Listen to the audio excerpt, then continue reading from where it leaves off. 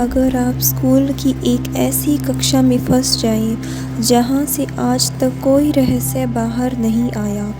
दोस्तों, आज की यह कहानी है एक पुराने स्कूल की और उस कुख्यात कक्षा नंबर 18 की। तो तैयार हो जाइए कक्षा नंबर 18 का रहस्य सुनने के लिए। बरसात का मौसम था। शाम के करीब 6 बजे थे। शहर के एक पुराने सरकारी स्कूल में सभी बच्चे घर जा चुके थे। स्कूल की लंबी गलियों में अब सिर्फ सन्नाटा था। उस स्कूल में एक कक्षा थी, कक्षा नंबर 18। स्कूल के पुराने चौकीदार श्यामलाल का कहना था कि उस कमरे में कुछ अजीब है, लेकिन कोई उसकी बातों पर विश्वास नहीं करता था। एक दिन 10वीं कक्षा के 4 दोस्त आरव, विवेक, नेहा और पूजा स्कूल प्रोजेक्ट पूरा करने के लिए देर तक रुक गए। जब वे अपना काम ख़त्म कर रहे थे तभी बाहर तेज बारिश शुरू हो गई। लगता है आज घर देर से पहुंचेंगे, विवेक बोला। तभी नेहा ने खिड़की से बाहर देखते हुए कहा, तुम लोगों ने सुना है कक्षा नंबर 18 की कहानी? आरव हंस पड़ा। भूत प्रेत जैसी बातें मत करो।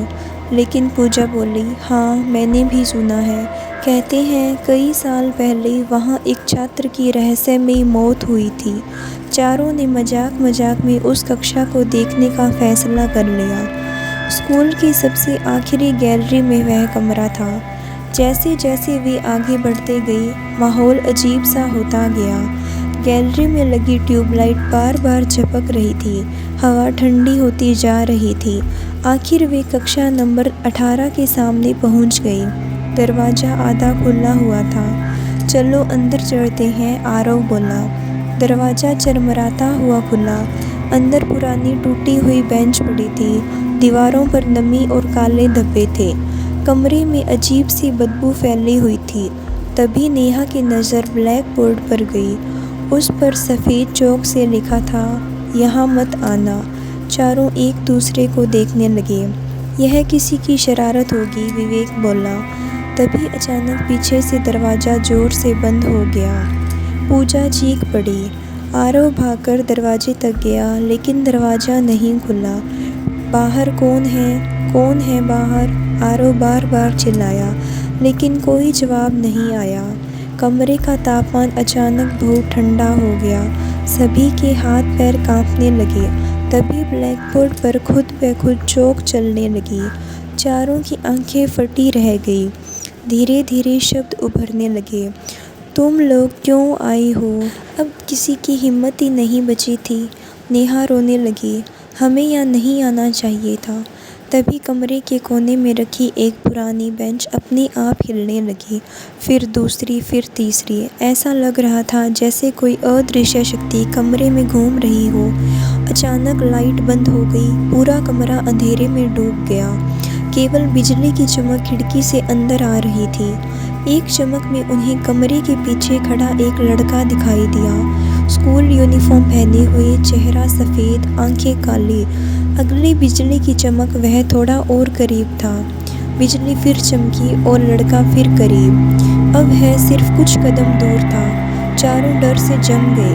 लड़के की आवाज़ सुनाई दी, मुझे अकेला छोड़कर क्यों चले गए थे? आवाज़ बहुत धीमी और डरावनी थी। तभी विवेक को याद आया, स्कूल के रिकॉर्ड में उसने एक घटना पढ़ी थी। करीब 20 साल पहले इस कक्षा में पढ़ने वाला छात्र मोहन अचानक गायब हो गया था। कुछ दिनों बाद उसकी लाश स्कूल के पुराने स्टोर रूम में मिली थी, लेकिन उसकी मौत का कारण कभी पता नहीं चला। क्या तुम मोहन हो? विवेक ने कांपते हुए पूछा। लड़के ने धीरे धीरे सिर उठाया। उसकी आंखों से काला पानी बह रहा था। उन्होंने मुझे बंद कर दिया था। मैं मदद मांगता रहा, लेकिन कोई नहीं आया। अचानक कमरे की सारी बेंच हवा में उठने लगी। किताबें उड़ने लगी।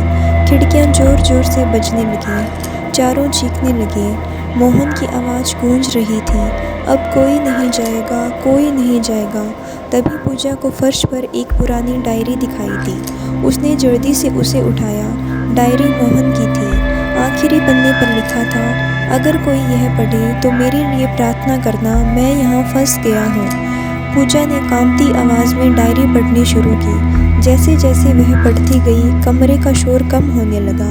मोहन की आकृति धीरे धीरे शांत होने लगी।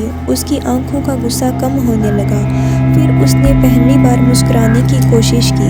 क्या तुम मेरी बातें सुन रहे हो? पूजा ने सिर हिलाया। हाँ। मोहन की आंखों में आंसू आ गए। इतने सालों में पहली बार किसी ने मेरी बात सुनी है। अचानक कमरे में तेज रोशनी फैल गई, ठंडी हवा चलने लगी और अगले ही पल मोहन की आकृति धुएं की तरह गायब हो गई। दरवाज़ा अपने आप खुल गया। चारों दोस्त बिना पीछे देखे दौड़ पड़े।